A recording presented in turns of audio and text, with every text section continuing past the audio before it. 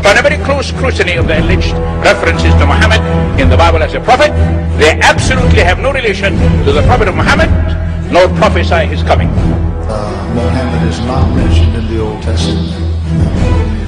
Muhammad is not mentioned anywhere from Genesis to Revelation. If Muhammad is God's true messenger, that's a joke.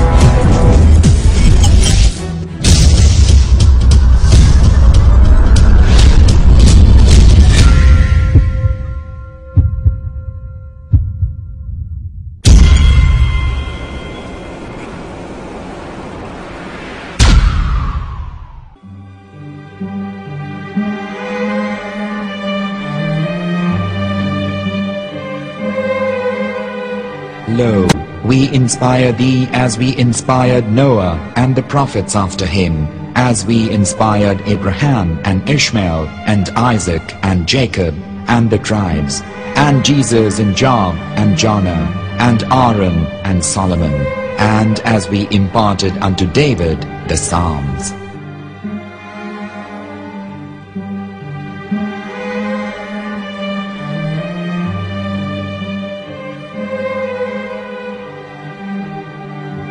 The verse we've just heard is from chapter 4 of the Quran. In the verse, God is affirming to humanity that Muhammad is indeed the recipient of a divine guidance, just as Noah, Abraham, and the rest of the prophets. However, some Christians and Jews today don't believe that Muhammad was a prophet and the covenant that God made with Abraham. And since the Quran is not their book of authority, in this video I'm going to show you that the book you're holding in your hands contains the name off the seal of prophethood, the Prophet Muhammad.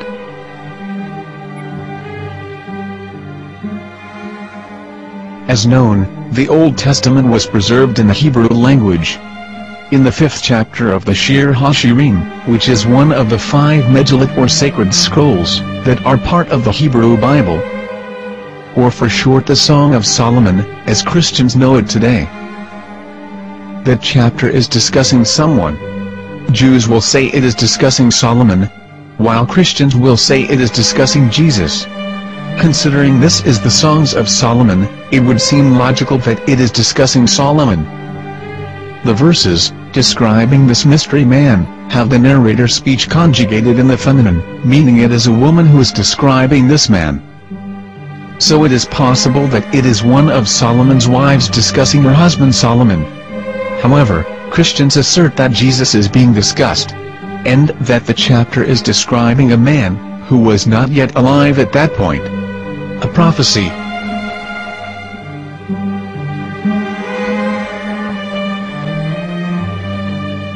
In reading the English translation of Song of Songs 5:16, it finishes the description by saying, "He is altogether lovely," but what most people don't know is that the name of that man was given in the original Megillat.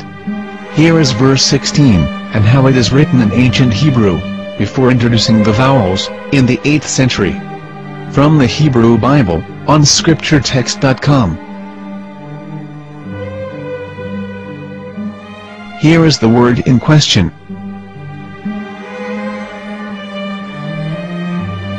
This word is made of 4 letters. Mem, Het, Mem, Dalet. Now when reading the word as it is written in its original form, with no vowels, it can be read as Muhammad, which is the name of the Muslim prophet, or as Mamad with no A after the H. According to Ben Yehuda's Hebrew English Dictionary, it is correctly pronounced as Muhammad, not Mamad. So how we're going to know for sure if it's pronounced as Muhammad, the Muslim prophet, or as Mamad, a random Hebrew word? The only way is to give the verse to a rabbi, and say to him, "Please read." Here is the Song of Songs 5:16, and how it is read by a rabbi from a Hebrew Jewish site. Please notice, the im in Hebrew is a plural of respect. חיכו ממתקים וחולו מחמדים, זה דודי וזה רעי בנות ירושלים. חיכו ממתקים וכולו מחמד, מחמד, מחמד, מחמד, מחמד, מחמדים. זה דודי וזרעי בנות ירושלים.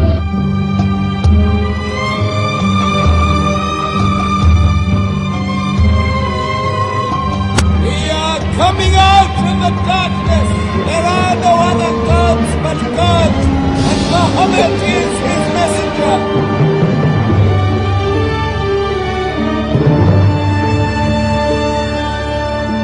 Let the world hear. חיכו ממתקים וכולו מחמדים, זה דודי וזרעי בנות ירושלים.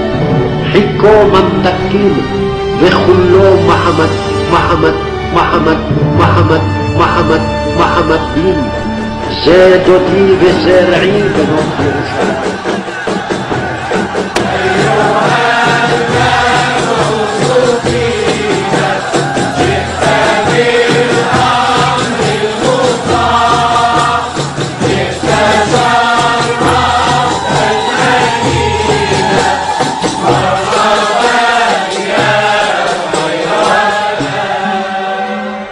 Here is the famous SDL translation tool, which includes a professional human translation, as well as an online translation.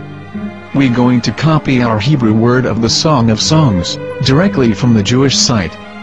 It's the same site, where you can hear the rabbi reading the verse in Hebrew. All links are in the description, so, we're going to copy the word and paste it, and ask, please translate. Are they going to translate the meaning of the name of that person? As the Bible translators did. Which is the praised and the lovely one, or are they going to keep the name as it is? Well, see it yourself. Here is the World Lingo Translator. The result is the same. It's Muhammad. You have no right. You have no right to translate names of people. Anybody. Your name should be retained. Mr. Black is Mr. Black, though he's white. You have no right to translate names of people. But they have been doing that. Muhammad they translated as altogether love. But the word Muhammad is there in the Hebrew language. The word Muhammad is there in the Hebrew language.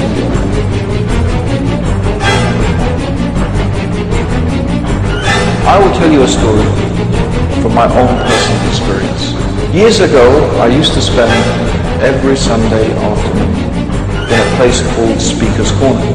And in my years down there, I got to know a Jewish rabbi. He was a very nice man. He used to listen to me, and he was always very polite and talked about Islam in a very nice way. And one day during one of our conversations, after some years, I thought that it was about time I should invite him to Islam. So I said to him, you know, my friend, we have been talking now for many years, and even you have admitted to me that Muhammad is a prophet. So why then do you not embrace Islam? He said to me, we Jews, we never change our religion.